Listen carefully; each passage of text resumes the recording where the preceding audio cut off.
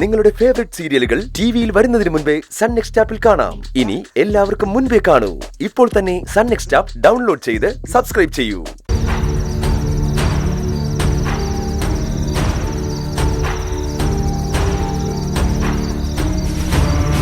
അവസാനം ദേവിക അത് തീരുമാനിച്ചു അല്ലേ? അതെ. കേസ് കൊടുക്കാതിരിക്കാൻ ഒരു വഴിയും കാണുന്നില്ലേ നിങ്ങളുടെ മനസ്സില്? ദേവികയെ പിന്തിരിപ്പിക്കാൻ ആര് വിചാരിച്ചാലും സാധിക്കില്ലേ? ഇല്ല, അവരത് തീരുമാനിച്ചു കഴിഞ്ഞു. അപ്പോ അധികം വൈകാതെ നിയമത്തിന് കീഴടങ്ങേണ്ടി വരും നമ്മളല്ലേ? അത് കേസിന്റെ സ്വഭാവം പോലെ ഇരിക്കും.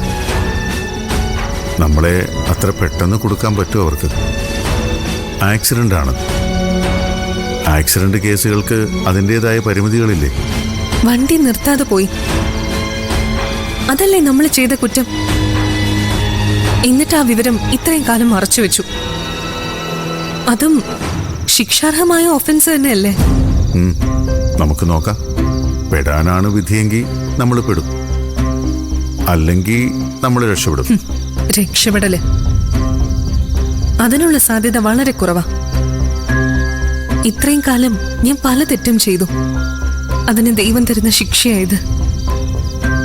അനുഭവിക്കാതെ പറ്റില്ല. മനഃപൂർവ്വം അല്ലല്ലോ നമ്മൾ അങ്ങനെ ചെയ്തത്.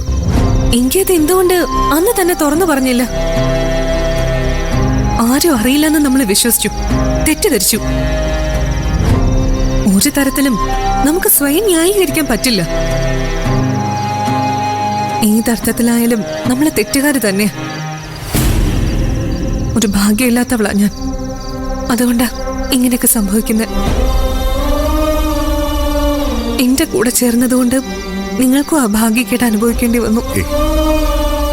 അങ്ങനെയൊന്നും പറയല്ലേ അക്ഷര. എന്തു വന്നാലും നമ്മൾ ഒരുമിച്ച് നേരിടും.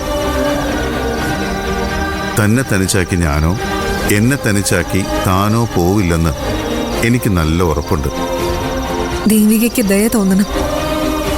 അങ്ങനെ തോന്നിയാൽ മാത്രമേ ഇനിയൊരു രക്ഷപ്പെടലിന് സാധ്യതയുള്ളൂ.